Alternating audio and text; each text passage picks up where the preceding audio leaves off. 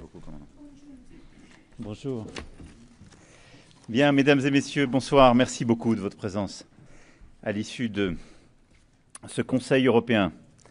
Et donc, nous venons de conclure des discussions sur plusieurs sujets. Je vais vous en rendre compte avant de répondre à vos questions. D'abord, nous avons ce matin évoqué la situation en Ukraine en présence du président Zelensky.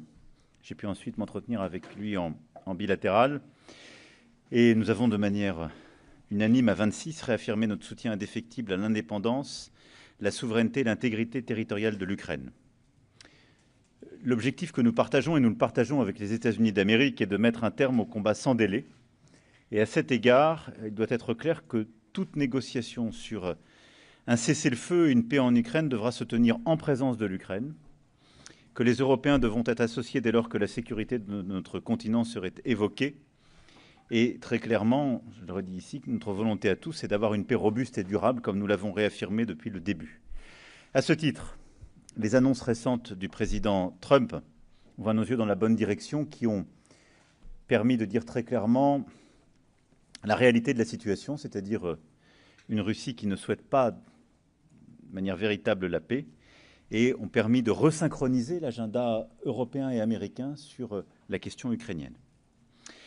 Nous avons tous partagé aujourd'hui également dans nos conclusions notre volonté de poursuivre le soutien financier immédiat et de long terme à l'Ukraine comme étant notre priorité. Et nous avons donc donné mandat à la Commission de travailler en lien avec aussi nos ministres et nos trésors sur les différentes modalités techniques pour financer cet effort. Vous savez qu'il y avait plusieurs propositions qui avaient été faites avec des débats, et on pourra y revenir s'il y a des questions autour du respect du droit international auquel nous tenons et du partage du risque sur des propositions qui avaient été faites par la Commission. Les clarifications techniques n'ont pas permis aujourd'hui de parachever cet édifice. Néanmoins, la volonté a été très clairement réaffirmée. Mandat a été donné à la Commission pour qu'on puisse avoir un accord final au mois de décembre. Et donc une enveloppe significative de ce soutien pour les années 26-27 à l'Ukraine sera dédiée au soutien militaire, avec des critères stricts liés à la préférence européenne et aussi afin d'intégrer davantage des bases industrielles de défense ukrainiennes et européennes. Le soutien civil devra aussi être lié à l'accélération des réformes sur le chemin européen de l'Ukraine, à la transparence financière et à la consolidation de l'état de droit. En même temps que nous avons réaffirmé notre volonté d'aider l'Ukraine, nous avons aussi redit la nécessité d'exercer une pression maximale sur la Russie à travers les sanctions. Et je me félicite de l'adoption du 19e paquet de sanctions, qui permettra entre autres d'interdire totalement toute transaction liée au GNL russe, achat, importation et transfert à partir du 1er janvier 2027, et de mieux lutter aussi contre les contournements. Et ce paquet de sanctions, travaillé depuis plusieurs semaines, comme vous le savez, arrive en même temps que des sanctions américaines qui ont été confirmées ces dernières heures et qui viennent frapper les principaux exportateurs de pétrole russes, et donc des sources de financement de l'effort de guerre russe de manière inédite, avec des décisions très fortes qui ont été prises et qui activent donc l'OFAC en la matière. Ça, c'est pour la question ukrainienne, et je reviendrai évidemment sur toutes les questions. J'ai pu m'entretenir, je vous le disais, avec le président Zelensky, et nous tiendrons demain après-midi une réunion justement de la coalition des volontaires que nous coprésiderons avec le Premier ministre Starmer, et qui permettra de revenir sur les efforts concrets, avec nos chefs d'état-major britanniques et français, de faire un point sur les planifications en cours et également sur la coordination de nos actions pour lutter contre la flotte fantôme, qui est, comme vous le savez, l'une des sources de financement de l'effort de guerre russe. Deuxième sujet international que nous avons évoqué, c'est la situation au Proche-Orient. Alors, nous l'avons évoqué cet après-midi, elles sont reflétées dans nos conclusions. Nous l'avons fait hier lors du dîner avec le président Sisi, à l'issue du sommet qu'il avait tenu avec le président et la présidente. Et j'ai pu m'entretenir ensuite longuement hier soir avec le président Sisi à l'issue de notre échange. Nous avons pu saluer le rôle de l'Égypte dans son rôle au sein des négociations, évidemment le sommet de Sharm el-Sheikh, mais au fond, le sujet est très clair en la matière et notre détermination est entière de permettre la mise en œuvre du plan de paix américain et de prendre en compte les priorités qui sont les nôtres et qui avaient été exprimées dès juillet dernier lors de la déclaration de New York adopté, je le rappelle, par 142 États, et en particulier l'intégralité des États arabes de la région.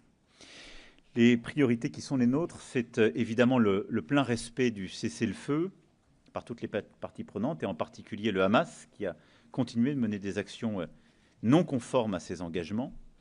C'est la reprise de l'aide humanitaire, qui aujourd'hui n'est pas pleinement effective, avec un maximum de 300 camions par jour, ce qui est très loin des besoins requis, et donc que l'ensemble des humanitaires puissent reprendre le travail. C'est ensuite l'établissement d'une gouvernance propre à Gaza, avec un rôle des Palestiniens et de l'autorité palestinienne dans ce processus qui soit pleinement reconnu. Le déploiement de forces de sécurité intérieure et de forces de police que nous sommes prêts à former davantage, et l'établissement d'une force internationale de stabilisation mandatée par le Conseil de sécurité des Nations Unies. À ce titre, l'Union européenne a un rôle important à jouer, et nous avons collectivement manifesté notre disponibilité en la matière, notamment avec le déploiement des missions EUBAM Rafah pour sécuriser les points de passage de Rafah, et le renforcement aussi de nos missions en matière de formation de la police palestinienne pour qu'elle soit redéployée rapidement à Gaza.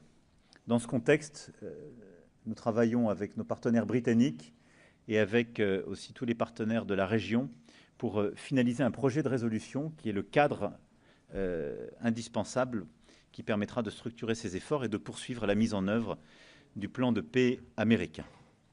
Là aussi, je pourrais revenir sur toutes les questions éventuelles. Je suis forcément lacunaire dans un propos de résumé. Troisième grand sujet que nous avons évoqué lors de ce sommet est celui de la défense européenne. L'Europe avance dans la construction de son autonomie stratégique avec le soutien concret à son industrie de défense pour atteindre l'objectif que nous poursuivons tous, qui est d'ici 2030 de combler nos lacunes capacitaires critiques, en particulier dans les 9 domaines prioritaires identifiés au Conseil européen extraordinaire du 6 mars dernier et dans le livre blanc. Au sein des travaux coordonnés par l'Agence européenne des défenses, nous avons redit que nous étions prêts à assurer le pilotage en tant que nation cadre avec d'autres États membres lorsque c'est possible de coalitions capacitaires dans plusieurs domaines: défense aérienne et antimissiles, systèmes d'artillerie, munitions et missiles, facilitateurs stratégiques, espace. Et là aussi, je ne suis pas exclusif. Dans chacun de ces domaines, nous devons démontrer la valeur ajoutée européenne des capacités en cours de développement, en pleine cohérence avec l'OTAN. Et les initiatives phares proposées devront répondre aux besoins de nos armées et être adaptables à l'évolution des menaces. Et en lien avec la feuille de route pour la défense européenne à horizon 2030, que nous avons finalisée il y a maintenant un peu plus de 3 ans, nous proposons de nous mobiliser, en particulier sur le renforcement de nos capacités en matière de défense aérienne et antimissiles, dont la guerre en Ukraine a montré la nécessité.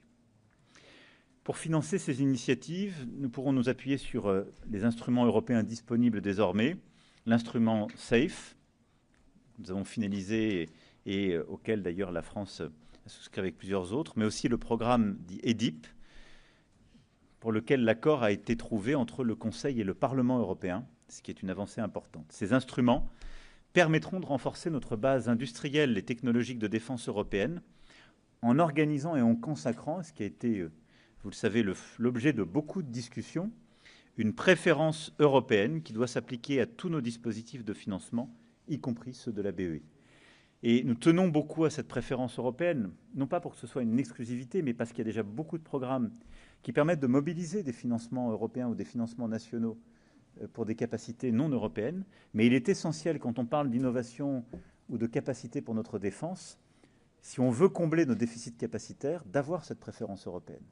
C'est ce qui vient corriger des biais qui existaient depuis trop longtemps dans notre organisation.